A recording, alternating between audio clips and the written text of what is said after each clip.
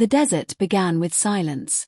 Not the comforting silence of a sleeping forest or a calm sea at dawn, but a vast and merciless emptiness that swallowed every sound whole. Wind moved over the dunes like invisible water, carving the landscape into endless ridges of gold and white beneath a burning sky.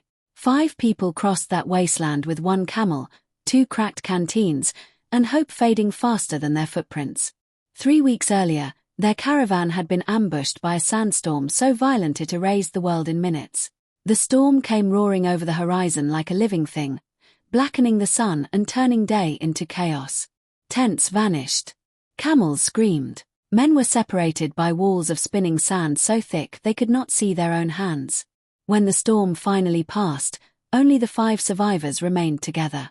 There was Haroun, the old caravan guide whose face looked carved from leather and stone, Layla, a scholar from the southern coast, brothers Sam and Chris, and young Marek, barely 16, who had never seen the deep desert before this journey. Their supplies were almost gone. Haroun studied the dunes with narrowed eyes and said only one thing. "There is an oasis west of here. If we walk carefully, we may live. May. Not will." The first days were brutal, but survivable. They traveled before sunrise and after dusk, hiding beneath blankets during the savage heat of noon. Water was rationed with painful precision. 2 mouthfuls in the morning, 2 at night. Layla kept count. "No more," she warned whenever Sam begged for another sip. By the 7th day, their lips split and bled when they spoke. By the 9th, they stopped speaking unless necessary. The desert played tricks on them. Lakes shimmered on the horizon before dissolving into dry air. Trees appeared and vanished.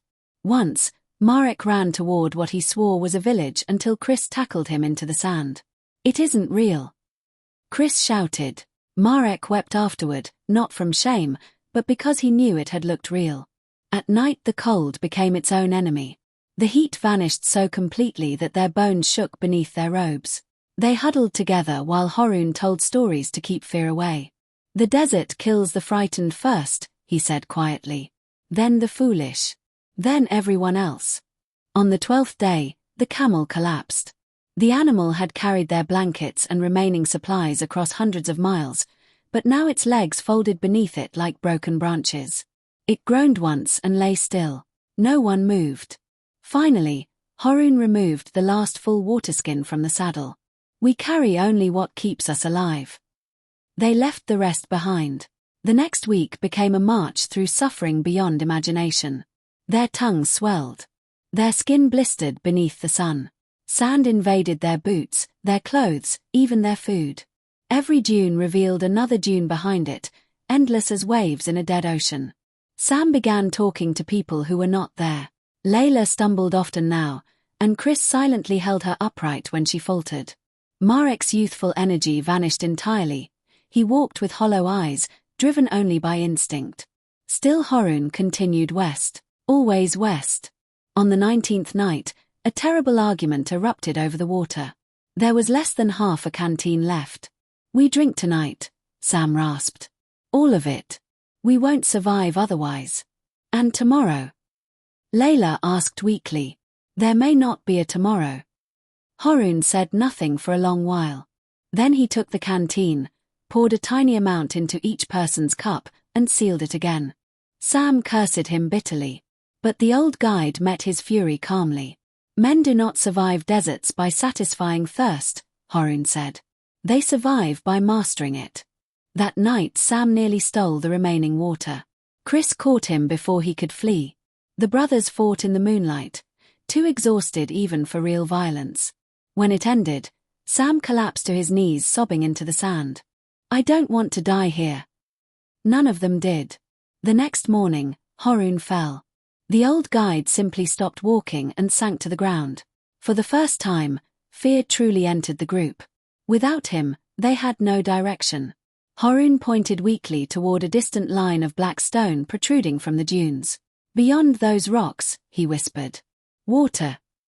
Layla knelt beside him. "How far?" He closed his eyes. "1 day. Maybe 2. Then he could no longer stand. So they carried him. The final march broke them completely. The sun burned overhead like molten metal. Their shadows shrank beneath them until it seemed even darkness had abandoned them. Every step became a conscious act of will. Marek fainted twice. Sam vomited from dehydration, though there was nothing left in him. Layla's vision blurred so badly she walked into dunes without seeing them. Yet near sunset on the 22nd day, Chris stopped suddenly. At first the others thought he had collapsed. Then they saw him staring ahead with tears rolling silently down his face. Not another mirage. This time there were birds. Real birds. A cluster of green palms shimmered in the distance beside a pool reflecting the dying sun. No one spoke. No one dared.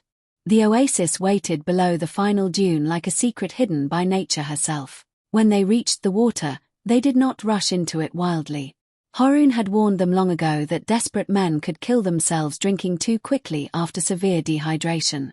So they knelt carefully. One sip. Then another. Cool water touched cracked lips and dry tongues. It flowed through them like life returning to the dead. Marek laughed first. A broken, exhausted laugh that became crying halfway through. Soon all of them were crying. Even Harun. For 3 days they remained at the oasis, drinking, sleeping, and gathering strength beneath the palms. Their bodies slowly remembered what it meant to live. On the 4th morning, Layla climbed a dune overlooking the oasis. Behind her stretched the desert they had crossed, endless, merciless, almost impossible. 5 had entered it. 5 had survived. And though the sands would eventually erase every trace of their journey, the desert itself would remember them for a little while longer.